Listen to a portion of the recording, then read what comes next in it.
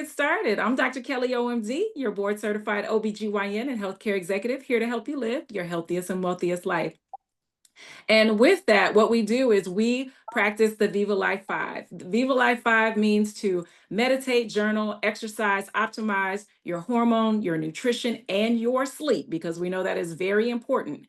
And the ways that we hold each other accountable for this is essentially we offer webinars like this on Mondays, 4:30 p.m.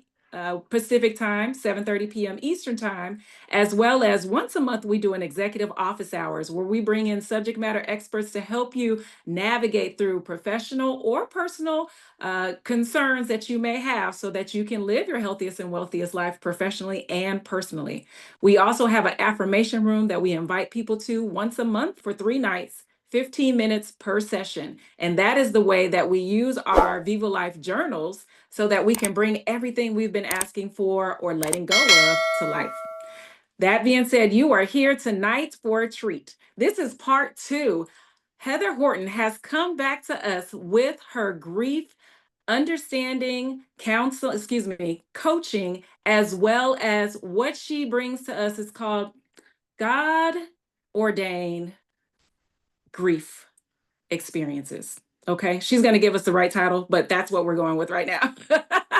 But we are so proud to have you back. Anytime one of our speakers comes back, that means that she was a hit the first time. So I know she's going to be a hit the second time. So Heather, tell us a little bit about yourself and your title to your topic, as well as the top 3 things you want us to take away tonight. Thank you, Dr. Kelly. I am Heather Horton. I am the Chief Life and Joy Catalyst of the H Squared Group, which is a grief coaching, education, and recovery support practice. What we're going to talk about tonight is Grief Unplugged, or Grief as God Orchestrated. Grief Unplugged is my trademark name. That's what I'm actually trying to do, but we're going to speak about grief being God orchestrated tonight, and 3 reasons why grief is God orchestrated. Grief is a guidepost for our present, our past, and our future selves. Grief is about God's grace, his covering, and its sufficiency for all of our lives. And lastly, I want you to remember that grief is about the garden, from Genesis to Revelation. And we're going to talk about God's redemption plan for our lives. And I'm so excited that you have the G's all lined up. And you know, the primary G is in this conversation is God, but you've lined up all the G's for us. So I know you're going to be dropping gold nuggets tonight. So Heather Horton, go ahead and take it away. Thank you, and welcome to everyone. I want to share a little bit about how I got to become a grief coach and to do this work. In 2005, my mother suddenly died in a tragic crash. And I moved all the way from Louisiana to Phoenix to get away from family, everything that had happened. I started grieving alone, just keeping busy. None of those things worked. 2016, about 11 years later, was the first time that I really started to unpack my grief, when I was actually becoming a coach and going through my coaching program. It was a safe space that allowed me to be able to just talk about what I had been experiencing for 11 years and gave me the opportunity to stop being a strong Black woman. In 2017, I finished my coaching program and actually also did a grief coaching program on the side, which by the end of that program, I was like, this is what I'm going to do with the rest of my life. And I left my job as a tax attorney to actually become a grief coach, because I felt like anybody can be a tax attorney, but not everyone can hold space for grief. So 2018, I became curious about not just my mother's death, but other things that were causing me emotional pain in my life. And one of them being my parents divorced when I was a junior in college, and my dad and I didn't have the best relationship, even after my mother died. And so that prompted me to become a grief recovery method specialist. I was listening to a podcast one day and heard a woman talk about the grief recovery method through the Grief Recovery Institute. And she was talking about how she was able to get past the relationship with her dad And another thing I want you to pick up is grief is about living relationships. It's not just about physical death. And I think I talked about that the last time. But becoming a grief recovery method specialist helped me to reclaim my power, actually start the Grief Unplugged podcast, and actually I have a Facebook group, Professional Women Transcending Grief, that I started as well. And I started to notice that my clients were having transformations, helping them with their life, getting more joy, again, getting back to that place of abundant life and joy, and we were putting faith first. So getting into grief as God orchestrated. I know it's a new thought. I'm glad you came to find out more about what it's about. And I have something for you, so stay with me. I saw it a lot through my mother's death. I kept saying, grief is God orchestrated. And I'll tell you why. I want to tell you a story. But first, I want to tell you 2 Bible verses. John 16:33. God tells us that in this life we will have trouble, but be of good cheer, for I have overcome the world. Also, we experience grief to be able to comfort others. And that's in 2 Corinthians chapter 1, verse 4. And so I'll share a little story with you about why I came to the fact that grief is God orchestrated. 2004, my mother and I, in past years, had typically spent the New Year's Eve together. But that year we didn't, and I just felt like something would be different going forward. January 1st, I'm in the shower, and this song comes to me. It's called He's Preparing Me by Daryl Coley. And I want to just share the words of that song with you. So I would invite you to lower your gaze or close your eyes, whatever's comfortable for you, as I recite the words of this song. He's preparing me for something that I cannot handle right now. He's making me ready just because he cares. He's providing me with what I need in order to carry out the next matter in my life. God is preparing me for something I cannot handle right now. Every morning that song, you can open your eyes if you close them. Every morning that song came to me in the year 2005, up until the day that my mother died. I love that song. So I thought it was preparing me for my next accolade in life. And lo and behold, it was preparing me to live life without my mother. And it happened when I was 33, which is I call my Jesus year. As you know, Jesus died when he was 33 years old. So in my Jesus year, God allowed me to experience that song every day and really started to transform me and take me to a different level. So much so that I said, grief has got to be God orchestrated, because when my mother died, what I didn't say was I was also involved in the accident, and I suffered my own injuries from that accident. And so imagine you are stabilized and then learning that your mother is clinging to life. And all you can do is ask God. Well, what I did, I mean, in a lot of situations, people would turn away from God in those situations. But because I had heard that song every day, and I had intentionally nurtured that relationship, all I could say was, God, how are we going to get through this? And every day since that, I've seen how God has orchestrated every moment of my life, to the point where I can say that in the last 20 years, or even when I started this work, maybe 2018, I've been able to live some of the best years of my life, even though my mother isn't physically present. And I thought I would never think that I would be able to say something like that. But it's because of everything she poured into me, that God poured into her, that I'm continuing to live out through her legacy. So let's get into the 3 takeaways. Grief is a guidepost. It's a warning. It's a sign. It's a reminder. It may be even a preview. God is sovereign. He is omnipotent, he's omniscient, and he is omnipresent.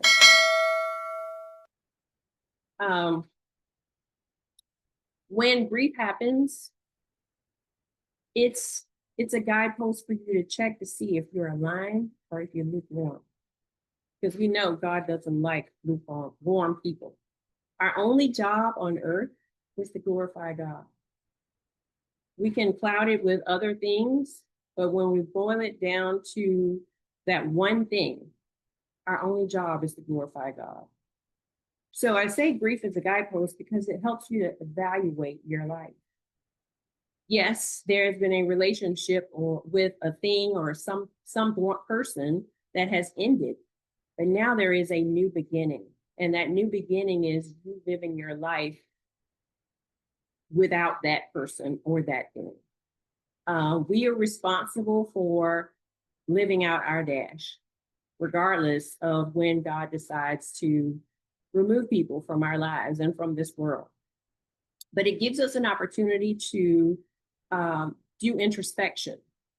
Actually helps us to reset our identity, meaning really looking at what are the roles that we are playing in life and actually figuring out whether or not those roles that we have assigned to ourselves, whether or not they are aligned with God, whether God told us to do those things, and whether those things are adding value to our lives, if at all, if they ever did at all.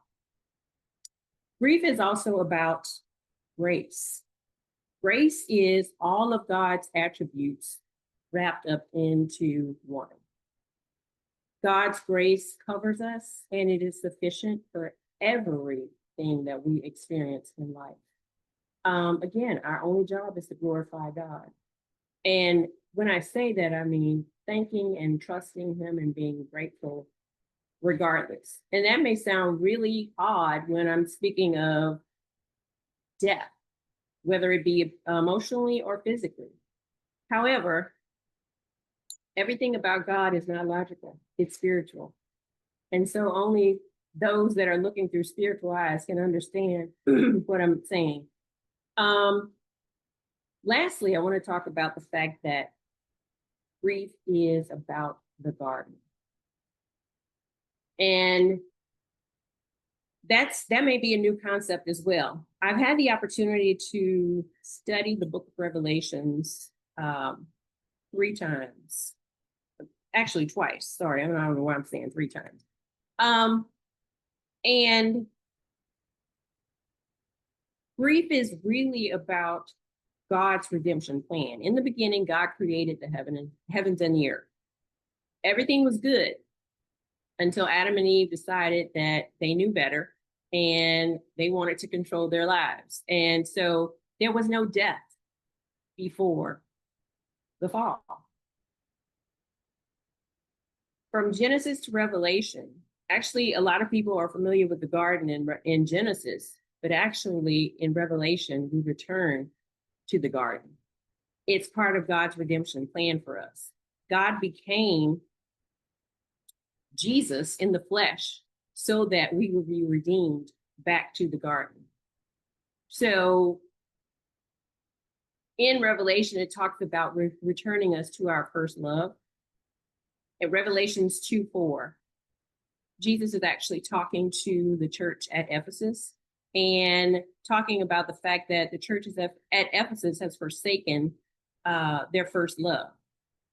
And so again, from one garden to the other, actually is all about God's redemption plan for our own lives.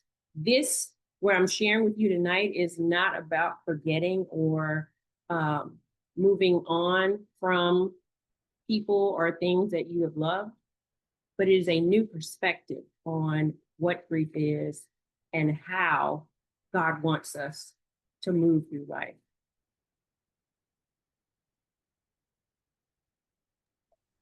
Thank you, thank you, thank you, Heather, in regards to all of that you've just said to us. Understanding that, this is a guidepost, this is about grace, and it's about returning to the garden. I think that one of the questions I asked in the chat, and anybody can go ahead and speak up, one of the questions was, what has resonated the most with you? And my other question is, how is anybody going through the grief process right now, whether it's something recent, something that happened a long time ago? And any of what has been said tonight, how does that resonate with you? While you all are putting your information in chat, or if you are going to come off mute and raise your hand, I'm just going to say that, you know, I've started having a grief process very young. My father died when I was 4 years old. At 2 years old, my parents divorced, and so we were moved away from each other. And so after the age of 4, you know, if you could imagine, you know, a 4-year-old, I thought my father was still alive somewhere.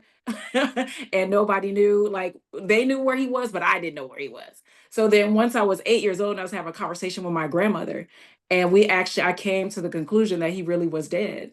Then I had to heal from all of that information that I did not understand. And I had to understand, why did this person pass away? Why did God allow this to happen? And then where do I go from here with that? So, Heather, if you wanted to just kind of respond to that, and if anybody else has any questions or respond to that, go ahead and chime in. Yes. I want to applaud you for, I don't think I knew that about you, Dr. Kelly. And thank you for sharing that with us, because between the ages of 2 and 5, we actually, what do I want to say? We actually develop 75% of our coping mechanisms. And in that time, we are doing more observing, as you said, versus actually knowing how to move through life. But by the time we are 15, 95% of our coping mechanisms have been set in stone, unless we do something different. And it sounds like you shared, you actually started to heal your own heart, started to figure out what was going on. And yeah, that is what each of us have to do, which is interesting. Because I want to also share with you the book, The Garden Within, by Dr. Anita Phillips. And it's interesting because I sort of developed that grief is orchestrated because it's about the garden before I read the book, actually. And now I'm reading this book, and it is showing me the scientific side of things that I'm not a science person. So but it's putting all of the things that God has created into, it's comparing the two, like comparing our heart to a garden, and how it's about the soil and the seeds and the plants and the fruits that grow from it. They're about relationships, purpose, and legacy. No, I think that's really important for us to say that I've read that book, Dr. Anita Phillips, say The Secret is the Garden. The Garden Yes, Within. I've read that book as well, The Garden Within. I apologize. And I've heard her talk about how, you know, the heart and the veins and the arteries and everything coming from the basis of who we are and going out from there. But I also think that, you know, someone said in the chat that what resonated within the most was that grief prepares us to serve with compassion. Grief prepares us to serve with compassion. And I know a lot of times we have people that pass away around us. They could be older, and we're like, okay, well, they lived this long, wonderful life. But what happens when the person is our same age? What happens when the person is much younger and totally unexpected that this person passes away? And then us as friends or as family, or even the person that it is primarily associated with that person, how do we, you know, live a life with compassion and grace and understanding for what these people are going through, so that we can help them heal and not rush them through the process of grieving, or the experience of grief. I don't even want to say a process, because that makes it sound like, you know, at the end there's something else, but the experience of grieving. Yeah, grief is ongoing. We're going to experience it until we take our last breath. And I love how somebody said in the chat, grief prepares us to serve with compassion, because compassion is love, and love is God. So, and God in his human form, Jesus, is our standard for how to move through grief. I mean, we see it from during his ministry and life. the death, the burial, and the resurrection, and even his cry to God in the Garden of Gethsemane. Again, yet another garden. Everything is about the garden. And so, who are we to think that our lives are not to be full of suffering or contain suffering if our standard God or Jesus experienced everything that we experience here on earth? It's quite it's something to look at, the life of Christ, and to mirror that in our own lives. We have to also not try to rush people through grief because of the relationships. Everybody's relationship with someone is different. And I'll give you an example. I was thinking about this today. For a long time, I didn't like my father because he left my mother. And I held that against him for a very long time and even shared that with him. And finally he said to me, well, when are you going to give me some grace?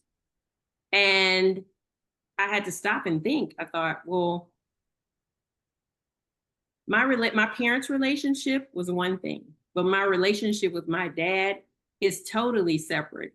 It was not marriage. It was a father-daughter relationship. And I had to realize that what happened between them was not about me.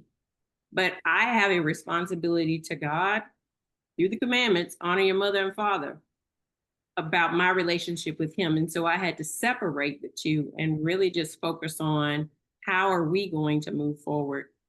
And I think a lot of times we need to not look at what people have done, but actually look at who the person is. Because when I started to look at who my dad was, how he grew up before he was my dad, that's the piece you have to focus on, because that's the person that you have to love, forgive, or apologize to. And I think that's so important. And Viva Lifers and friends, if you have any questions, just drop them in the chat. Information about grieving, maybe some experiences that you've had and some tools that you have used to help navigate through the experience of grief. But I think that's really important for us to understand that every single person has a different relationship with the person that passed away. And I have absolutely seen people stay mad, be mad, become mad, whatever the case may be, with others who probably have had a different relationship. And that is where the grace comes in. That is where the compassion comes in. That is where understanding that none of us are perfect and we should not be judging someone else on how they interact with the person that passed away before or afterwards. So I think that's really important. So TR, if you want to come off mute, you can, and go ahead. I see your hand raised. Perfect. So what I was going to add to that is when I go to my counselor, she requires me to call my mom and dad by their name. So I have to say, Teresa did, Charles did. So that way I take them off the pedestal of being mom and dad and I make them a person. So now I can actually see from the lens if this was a human, like I'm a human. They weren't superhuman. They were learning how to take care of me, just like I was learning how to be their child. Ooh, that is so good to, name the situation, the person, the thing, right? So that we can be collaborative or equal, is have some equality in that. Because sometimes you're right. If a person is on either a pedestal or so, far beneath our feet because of hate and anger and frustration, then how do we do the forgiveness and release part? Right. Because that's what's really going to hold us in bondage, is the fact that we're not able to forgive and release the experience, the relationship, the anger, the frustration, whatever the case may be in many situations. And then thank you so much for asking that question or adding on to that question. So I see that EW, if you want to come off, you said you have a quick addition. Go ahead and come off mute and for the quick addition that you wanted to state. Oh, sorry. Hi, everyone. Good evening. Yeah. It's actually Tanya. I'm sorry. That's my son's name, Eli. Oh, okay. I just wanted to add that it's wonderful looking at this through a God lens. And for me, as you asked that question, it came to me that prior to a significant loss for me in my life, I felt like I was performing the level of compassion that I was taught to give in our culture. We have things that we say, we have postures that we take, like, I'm so sorry to hear that. Oh, they're resting with God now, and they're in a better place. All of these cliches. And in my own grief, I was like, oh my gosh, this is what grief really feels like. And when I heard people saying those things to me, it felt so superficial. And going forward, I was no longer performing that compassion. I was no longer performing those words. I was actually feeling differently. And the way that I would approach a person that was grieving was totally, totally different than just saying something just to say it out of kindness, but to actually say it because it's more of a shared experience, if that makes sense. Oh, yeah. Heather, did you want to respond to that? Yeah, that's very, very, very powerful. And it shows that you're looking at grief through the eyes of God versus just trying to say the first thing that's coming off from your body. Because a lot of times when people say that, they're uncomfortable with what has happened and they're trying to protect themselves. It is not about the person who is actually grieving. And so that is, it's very important that you pointed that out. Because before we say anything, we need to actually not react, but respond. And responding means you thought about it before you said something. And if you're thinking about it, you're going to say something that's thoughtful to the person. Because 9 times out of 10, you're apologizing, you're saying, I'm sorry. What did you do to offend the person? That's the only reason you should be saying you're sorry for something. And so that is something that we really need to focus on and put back in the dictionary, is that I'm sorry when somebody presents you with the loss or a change or a transition.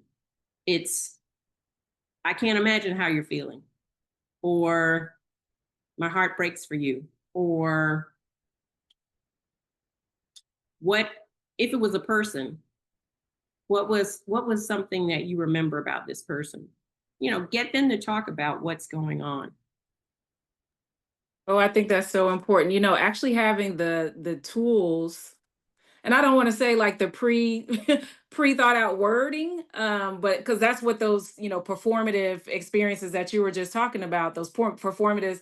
I'm so sorry to hear that, and the other things that people say. But if people are able to help us with, how should I respond to this? I mean, I know there's so much that's going on, and sometimes you just look and you're like, wow, you don't know what to say. So, coming from your heart, I think that's the most important thing that we can do, and asking them, how can I support you in your experience? What can I say to assist you? What can I do to assist you? And they may not know at that moment. So I think that's really good for us to, think about those types of things before we just automatically say what we've been born and taught to say all of our lives. SB, it looks like you have your hand up. Go ahead. I just want to add that a lot of times people will say you need to take time to grieve. And, my sister died after a tragic car accident my first year in medical school. And I was with her when we stopped life support. And immediately coming back after that, I had to try to play catch up to make it through medical school. And then when my father died, in 2010, it was before another stressful part of my career and so forth. And I had to, after the funeral, 2 days later, board a plane and go to a meeting. And I didn't realize until I went to therapy that I had not grieved my sister. And it all had built up so until I just had to go through therapy to be able to function. And my sister actually came to me in a dream and she was like, I'm okay, let me go, I'm okay. And so we, like you said, there is no time limit. And that helped me be able to help my niece and nephew who lost their mom after I after I learned how to grieve and those things. No, that is a beautiful story. I told my brother also passed away right about the same time you were going through something like that. And I think that sometimes knowing what you do, we put ourselves in, it's like it goes into the compartment, right? So that we can get through to go to the next thing. And I know many people that do that. But learning how to um, grieve for yourself so that you can be compassionate and give grace not only to yourself and then others makes a huge difference. And then one of the other things I heard you say is when your sister came to you, she was like, please release me, let me go, so that you can continue to live on your life. Heather, did you want to add anything there? Yeah, I thought that was really, really beautiful. I would also say that, yes, you do have to do your grief work, which is one of the reasons why I do what I do, because there are a lot of people in your life who actually grieve. And if you don't grieve, like you said, years later, it's still there. Even for me, like I said, it was 11 years before I even started talking about what happened to me after my mother passed. And so I never felt like I had that safety. And so now that is what I do. I provide that safe space for people to actually just be able to share their hearts, because as somebody says, how do you grieve when someone hasn't transitioned to the next life? You got to do the same thing, whether the person is alive or deceased. You've got to review that relationship, figure out where the heartbreak happened. Again, figure out whether there's something you need to apologize for, whether there's something you need to forgive. What are the significant emotional statements that you need to say to that person, be it a thank you or I couldn't stand when you did such and such. Those things have to come out of your body, because otherwise they are stuck in your body and they cause disease. And if you break down the word disease, it's dis-ease. So yeah, you've got to get that out of your body. And it doesn't have to be to the person that's no longer physically present or the person that's present, because if you go to someone and you say those things to them, they may not even know what you're talking about. And so again, it's just vitally important for you to get it out of your body, but it doesn't have to be that person, especially if you're not trying to reconcile the relationship. You are actually just trying to come to a place where you are at peace and can move forward. Love that. Thank you so much. Thank you, everybody that asked a question, made a comment, recommendation, for all of us to take back and decide how we want to use this information. As I said, this is educational purposes, but if you do want to work with Heather or myself, Heather, why don't you let them know how to get in touch with you, and then we'll put your link in the chat. Go ahead. Yes, you can send me an email at heatherdhorton.com, or you can click the link in the chat and we can have a heart-to-heart conversation. I love that. I love that. And as you know, as I've said, Dr. Kelly, OMD. And if you want somebody that's going to hold your hand and keep you accountable, as all my Viva Lifers know, this is what we do all month, all year, actually. Then you can go ahead and respond to the email that is in your system, or go to drkellyomd.com, and also follow us on all of our social media. If this was helpful for you, please give us feedback. Let us know what is the one thing, and if you want to, before you leave, let us know one thing that you took away from this conversation that is going to make a difference in your life. And there's anything that we can improve upon, let us know that as well. We truly appreciate each and every one of you coming here. If you're going through this grief experience, please allow us to support you through it and help you live your healthiest and wealthiest life by letting go, forgiving, and releasing things that are not going to be for your highest and best good. That being said, Dr. Kelly, OMD, signing out, and Viva Life. All right. Thank you for being a part of the Viva Life experience. I'm Dr. Kelly OMD, board certified OBGYN and healthcare executive.